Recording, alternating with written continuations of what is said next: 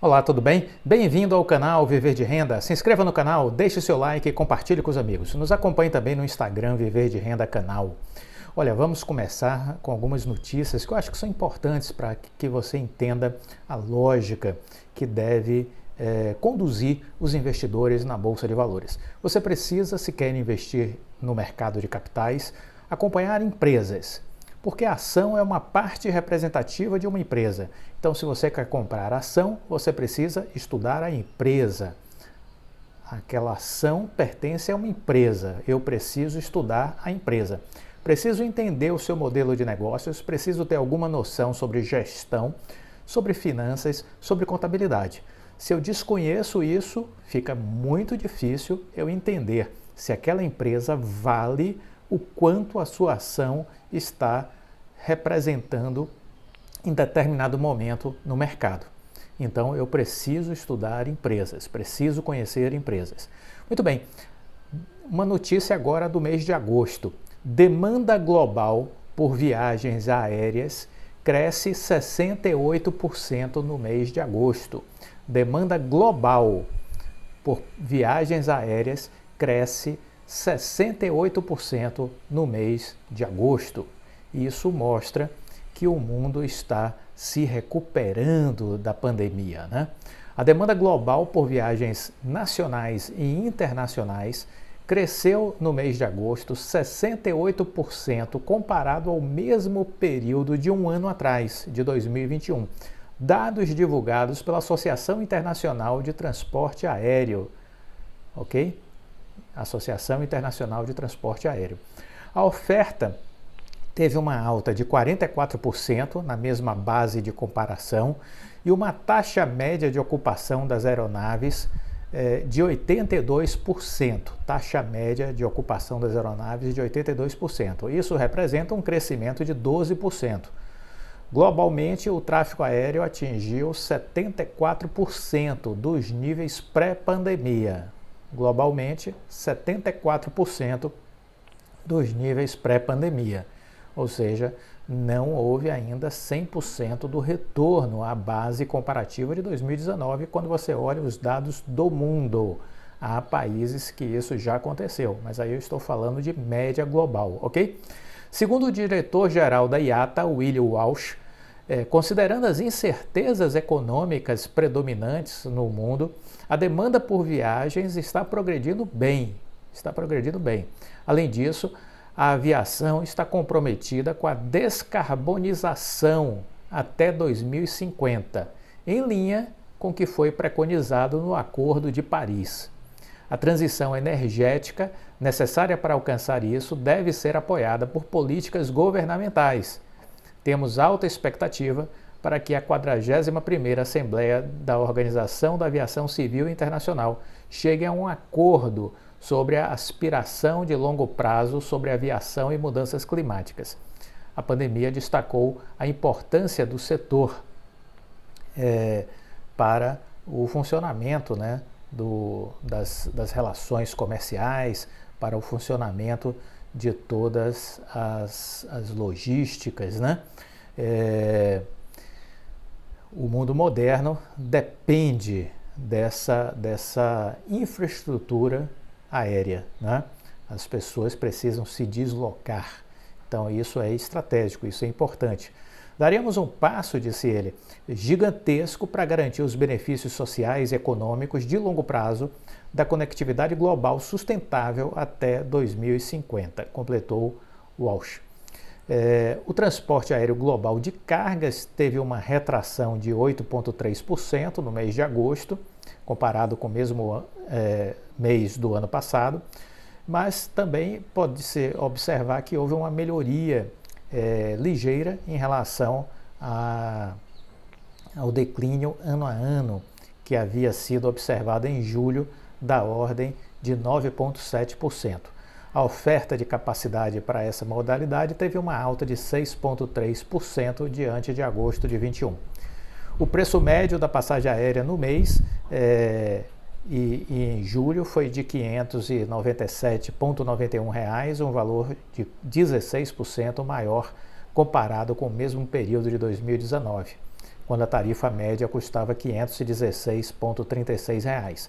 No acumulado dos 7 primeiros meses do ano, o preço médio real da tarifa ficou em R$ 606, um aumento de 21% frente aos dados registrados no mesmo período pré-pandemia em 2019. Então o setor vai se recuperando, aumentaram as passagens aéreas, esse custo foi repassado para o consumidor e o consumidor não se inibiu, continuou viajando. Tudo isso, segundo os analistas, segundo eles, acena para um impacto positivo nos resultados do terceiro trimestre das empresas do setor aéreo, não é? Isso é importante. Você, se tem interesse nesse setor e está investindo em alguma das empresas listadas em bolsa, precisa estar observando essas notícias, acompanhando estes números, acompanhando a liderança da empresa. Tudo isso é muito importante, viu? Se você não tem muito tempo para se dedicar ao estudo, ao acompanhamento, se você ainda se sente inseguro, começou a investir há pouco tempo, nos acompanhe. Nos acompanhe no canal Viver de Renda, temos 1.700 vídeos gratuitos à sua disposição, mas temos também a nossa seleção de empresas. Seleção de empresas que é um estudo de 7, 8 empresas com potencial de longo prazo que a gente acredita que tem muito potencial de valorização. É um PDF, um relatório que a gente apresenta, mensalmente a gente vai atualizando, são 12 publicações, a série atual começou em fevereiro deste ano, né? Foi a série inaugural desse trabalho que a gente está fazendo, ela se encerra agora em janeiro, mas você tem toda a base retroativa dos relatórios. Se você fizer assinatura agora, você tem todos os exemplares anteriores, desde fevereiro, mostrando a evolução do cenário macroeconômico, sobretudo essa análise de cenário, eu digo que é um complemento a mais para os seus estudos, para a construção das suas estratégias e para a sua tomada de decisão. Super vale a pena fazer a seleção de empresas, assinar a seleção de empresas, inclusive porque você já garante uma condição especial para fazer a renovação no ano que vem. A renovação vai acontecer a partir de fevereiro, quando estaremos implementando um novo estudo, né, para o período de fevereiro de 2023 até janeiro de 2024, e você terá as condições para adquirir essa nova assinatura por um preço especial. O preço cheio, a partir de fevereiro de 2023, vai ser de R$ 360, mas quem já estiver com a assinatura deste ano vai conseguir um preço melhor para fazer essa renovação. Não espere pela oportunidade certa, cria. Essa é uma frase maravilhosa do Bernard Shaw, escritor e jornalista irlandês. Não espere pela oportunidade certa, cria. E eu trabalhei com um bilionário alemão que ele costumava me dizer: não seja dependente das circunstâncias.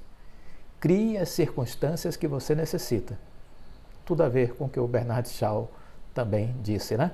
Crie as circunstâncias que você necessita. Isso é muito importante.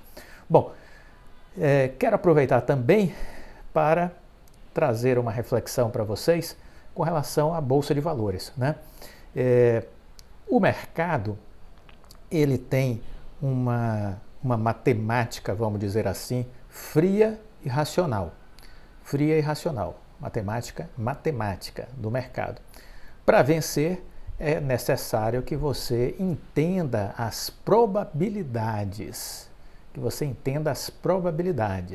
bem como os riscos sistêmicos e operacionais. Este é o lado racional, este é o lado pragmático do mercado de capitais.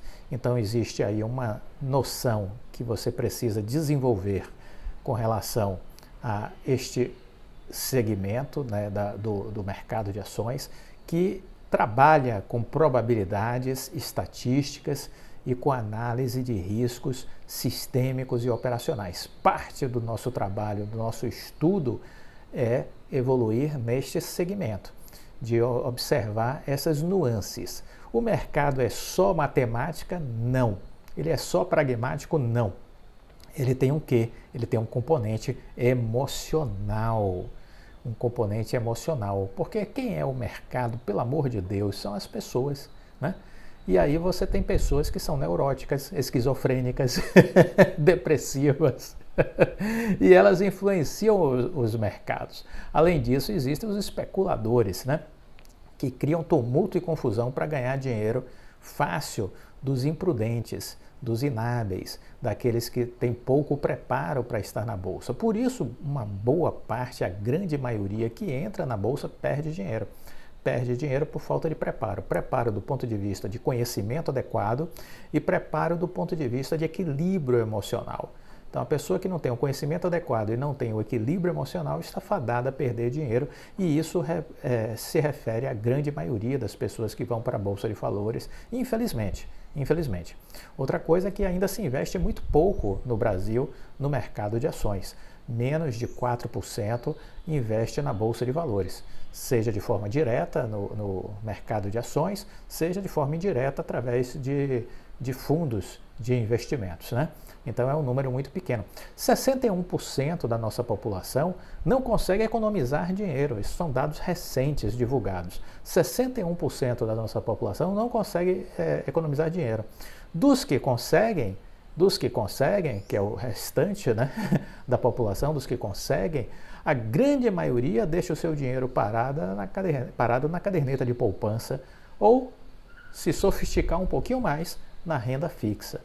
Então, essa é a realidade do brasileiro. Menos de 4% investe na bolsa, de forma direta ou indireta.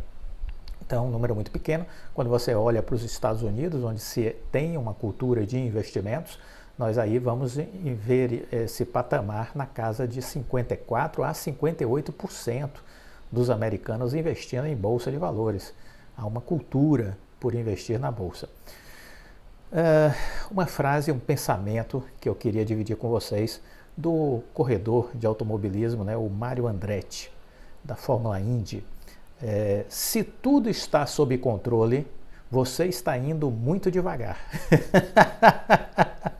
Se tudo está sob controle, você está indo muito devagar. Então, tem gente que tem esse viés, né, assim, de querer ter tudo controlado. Olha, desculpa, a vida, ela não é essa coisa assim milimétrica, entendeu? Você não vai conseguir controlar tudo, você não vai ter controle sobre todos os momentos, você precisa ter a compreensão de que vai chegar momentos, vai chegar situações que você vai precisar de mais coragem do que análise. Mais coragem do que análise. Você vai precisar tomar decisões, ainda que haja case de insegurança, de incertezas, né? Mas você vai precisar agir, você vai precisar fazer alguma coisa. Isso é importante entender. Você vai precisar fazer alguma coisa. Você não vai poder ficar parado. Ficar parado não deve ser uma opção no decorrer de nossa vida, porque o que fica parado fica estagnado e morre. Então a vida é movimento. Óbvio que este movimento também precisa ser bem estruturado. Há de se ter planejamento, há de se ter racionalidade. Agora, há momentos que você vai ter que deixar o seu intuitivo falar, a coragem prevalecer, mas tudo dentro de uma boa gestão de riscos. Isso é importante, viu? Para não fazer uma bobagem. Então, a boa gestão de riscos ela é importante. Olha, vamos falar de rede neutra, vamos falar da Vital, a empresa criada pela Oi. O pessoal esquece, né? A Vital, a Oi vendeu a Vital. Não, olha, a Vital é uma empresa criada pela Oi. A Vital é uma empresa que está dentro do negócio da estratégia da Oi. Há interações profundas, muito bem estipuladas, muito bem desenhadas pelo Rodrigo Abreu, viu? Um gênio, Rodrigo Abreu. Palmas para o Rodrigo Abreu. Está de parabéns pela gestão à frente da Oi até aqui. Então, há uma engenharia muito inteligente na criação da Oi, do despreendimento de valor que foi feito, entendeu? Da energia que gerou valor com a criação da Vital. E a rede neutra é algo que se tinha notícias lá fora e que a Vital vem ser a primeira empresa de rede neutra no Brasil e elas são redes vivas, são redes dinâmicas, ativas, e elas, as redes neutras, né, serão exploradas em toda a sua plenitude, elas serão uma ferramenta inquestionável de transformação do universo digital brasileiro, né? O Brasil, que tem dimensões continentais, né? O Brasil, que é um continente, se você for olhar o Brasil pelo seu tamanho territorial, ele é um continente, e a empresa da Oi, a Vital, ela tem 400 mil quilômetros de fibra, que foram investimentos constituídos ao longo da história de vida aí da Oi, né? E esses 400 mil quilômetros de fibra ótica estão sendo, vamos dizer assim, ativados pelo Rodrigo Abreu. Era algo que não tinha valor nenhum. Rodrigo Abreu percebe a riqueza desse ativo e faz esse ativo entrar, ganhar vida, né, vamos dizer assim. E com isso a empresa vem se reposicionando e se transformando. Uma grande sacada, sem dúvida nenhuma. Uma grande decisão estratégica. E eu sempre dou ênfase às questões empresariais, porque esse é meu diferencial. Quando eu crio o canal aqui no YouTube, eu trago essa leitura empresarial. Que é a minha experiência de vida profissional, 30 anos trabalhando com grandes empresas nacionais e internacionais, convivendo com esse mundo, estudando esse universo empresarial. É isso que me distingue, é isso que me faz ter uma diferença em relação a boa parte do que você vê por aí na internet aqui no Brasil, né? É essa expertise, essa experiência acumulada no mundo corporativo. Então, essa rede neutra da Vital, né, ela é um modelo de negócios que tem aí um amplo sentido e convergência, porque ela proporciona para que as outras empresas que atuam neste setor trabalhem com uma visão colaborativa, com uma visão de parceria, em vez de serem simplesmente concorrentes, embora estejamos assistindo um processo acelerado de consolidação do mercado de fibra ótica. Mas a despeito disso, as empresas podem atuar neste segmento a partir do momento que existe esse modal da rede neutra, buscando cooperação, buscando sinergia e não pura e simplesmente trabalhar na parte aí da concorrência, né? Então, ao invés de se pensar em sobreposição de investimentos, constituindo redes similares, você aproveita vamos dizer assim, essa malha de infraestrutura da Vital, empresa criada pela Oi, que é a maior do país, é a que tem a maior capilaridade, né? É o segundo maior projeto de fibra ótica, de expansão de fibra ótica do mundo. É o segundo maior projeto de expansão de fibra ótica do mundo, ficando atrás apenas do que acontece na China, com seus números superlativos, que tudo na China é grandioso, né? Fora de lá, é o maior projeto de expansão de fibra ótica do mundo, é o que aqui do Brasil, da Oi, né? Oi que criou a Vital. Né? Vamos bater sempre nessa tecla, que o pessoal quer negar essa paternidade, não há como negar essa paternidade. E não há como negar a relação simbiótica que existe entre Oi e Vital. Vital que contrata a Serrede, que é uma empresa 100% Oi, para fazer toda a implantação de sua fibra ótica e manutenção de fibra ótica. Oi que contrata a rede hoje da Vital de fibra ótica e liga essa rede da porta das empresas e das residências para dentro e ganha daí a receita da sua sobrevivência. Faturamento anual deste ano da Oi estimado em 10 bilhões de reais. Eu diria que pode chegar a 11 bilhões de reais se a gente traz para dentro da Oi o faturamento da Tahto e da Serrede. Então são 11 bilhões de reais faturamento deste ano. Isso é a Oi. O pessoal não entende. O pessoal não entende. Vamos esperar o balanço do terceiro TRI para saber qual é o custo para essa Oi rodar. Qual é o custo do trimestre, do terceiro TRI? Importante saber, porque se você multiplicar por 4, você vai ter o custo ano. Você vai ter o custo ano. E o terceiro TRI, a gente vai ver um balanço já limpo, sem os penduricalhos anteriores das empresas que foram vendidas, né? Então você já vai ver um balanço limpo. Importantíssimo esperar o balanço do terceiro TRI, porque aí a gente vai ver a nova Oi.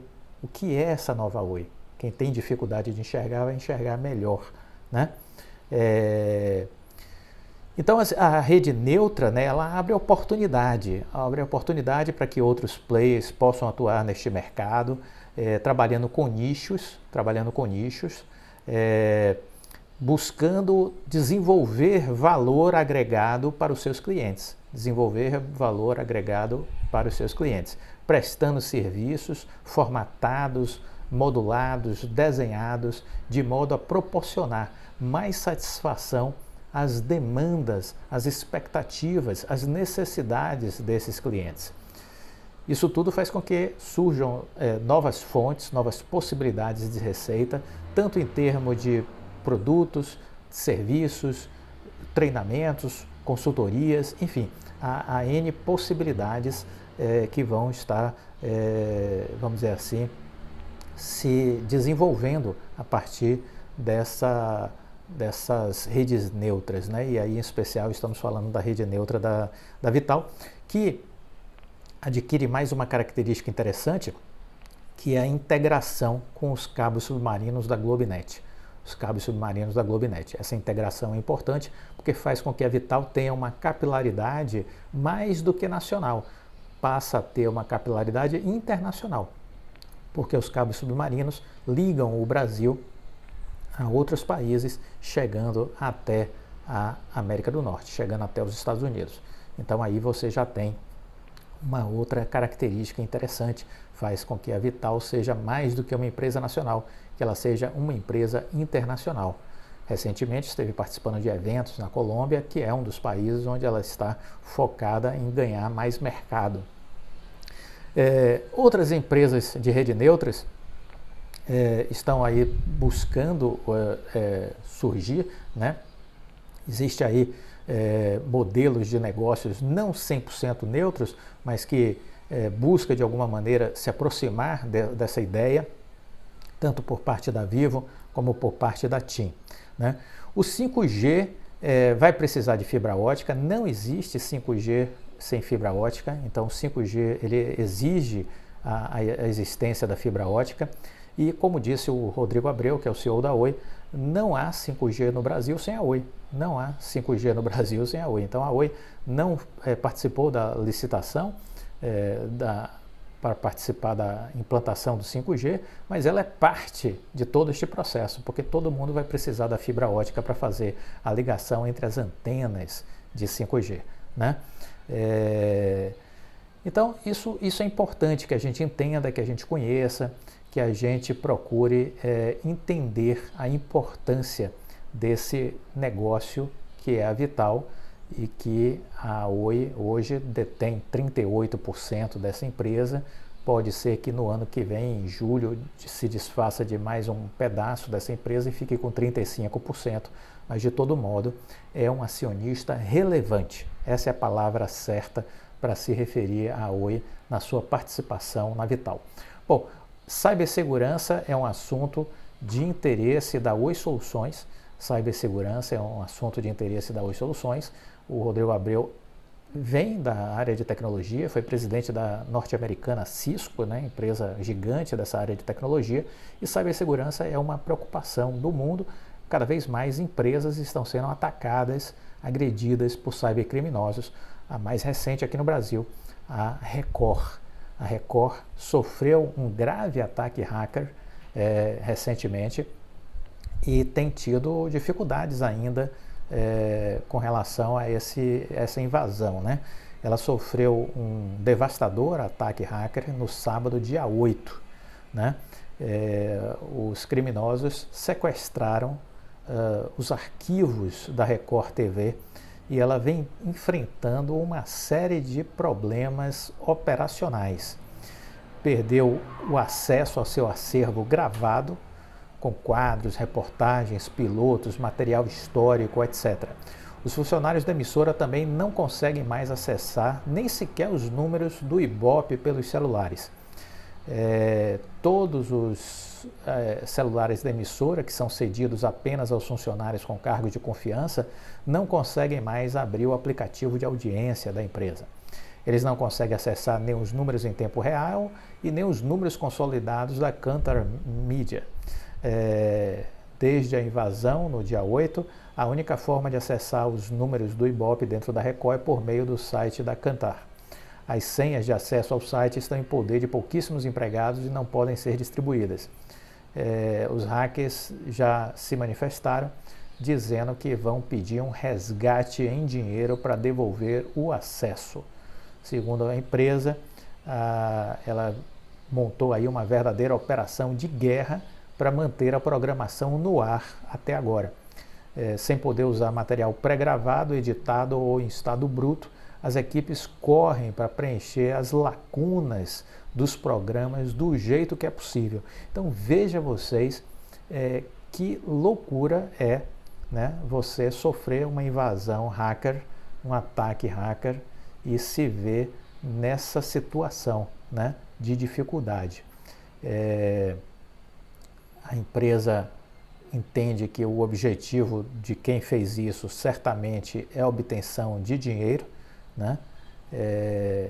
E por enquanto o que se sabe é que foi uma ação coordenada e que foi bem orquestrada, e não é a primeira empresa que sofre esse tipo de ataque. A gente já tem aí nesses últimos meses empresas como JBS, Unimed, tivemos Renner, né? Tivemos aí algumas empresas, o Sabin, né? Tivemos algumas empresas que foram vítimas desses cybercriminosos. O Brasil já é o 5º país que mais sofre ataques dessa natureza, né? Fala-se, isso não há confirmação, mas fala-se em um eventual, vamos dizer assim, valor do ponto de vista da extorsão, né? Algo em torno de 25 milhões. Mas a Record não confirmou isso, mas é o que se fala nos bastidores, que os criminosos estão exigindo 5 milhões de dólares para devolver o acesso do sistema emissora. 5 milhões de dólares. Né? Existe aí toda uma equipe, né, de trabalhando na área de TI, de investigação, de cibersegurança, né, mobilizados para que se tente aí resolver o quanto antes isso. Mas vejam, trago aqui esse relato para mostrar a vocês o transtorno, né, que pode ser provocado por uma invasão criminosa desde o dia 8, né, deste mês, e vejam como isso pode ter aí consequências gigantescas, né? Lembrando que no caso da JBS, a JBS admitiu ter pago aos marginais 11 milhões de dólares para recuperar o acesso ao seu sistema operacional, os seus arquivos. Pagou 11 milhões de dólares, né? Então, o que está se pedindo aí, o que se fala nos bastidores, que está sendo pedido à Record é este valor de 5 milhões de dólares, né? Muito bem, esse é o novo mundo, né? Nós temos que nos habituar a ele, e as empresas precisam buscar contornar esses dilemas, essas situações. Isso faz com que empresas posicionadas neste setor tenham um grande potencial de crescimento. Então a Oi Soluções está no lugar certo, na hora certa, e não vai faltar trabalho para as equipes da Oi Soluções que trabalham com desenvolvimento de produtos, serviços, treinamentos, consultorias nessa área de cibersegurança, bem como outras questões relacionadas à tecnologia como um todo, como inteligência artificial, nuvem, né, o cloud, há outras tantas funcionalidades trabalhadas pela gestão de dados, né, pela Oi Soluções. Para finalizar, uma reflexão de Barack Obama: o dinheiro não é a única resposta, mas ele faz a diferença. O dinheiro não é a única resposta, mas ele faz a diferença. Portanto, é preciso trabalhar sempre com essa perspectiva de gerar dinheiro. Isso vale para as empresas, vale para as pessoas. Sempre que eu menciono a questão da educação financeira, eu digo que a educação financeira você tem que trabalhar na redução de custos, né, de despesas, e custos, eu sempre lembro isso, né, que nem unha, você tem que estar sempre cortando, mas não adianta só olhar o lado dos custos. Você tem que fazer como as empresas olham também o lado das receitas, e aí você tem que crescer as suas receitas. Enquanto pessoas físicas, nós temos que fazer isso também, descobrir oportunidades de monetizar a nossa inteligência, o nosso talento, a nossa capacidade de entrega de bons resultados. Se nós sabemos fazer algo muito bem, se nós temos habilidades, competências, devemos monetizar isso, aumentar receitas e reduzir despesas. Feito isso, a gente deve pegar o dinheiro excedente e começar a economizar, começar a investir. E aí precisamos sofisticar a nossa inteligência e aprender a investir. Esse é um outro momento, esse é um outro estágio, mas também muito necessário. E aí a gente constrói uma estratégia para investir em poucas e boas empresas, olhando o longo prazo e sempre aproveitando as oportunidades que são colocadas à nossa frente quando acontecem as correções. Aí temos excelentes pontos de compra. Se você gostou do vídeo, deixa o like, compartilhe com os amigos, fique com Deus e até a próxima. Tchau!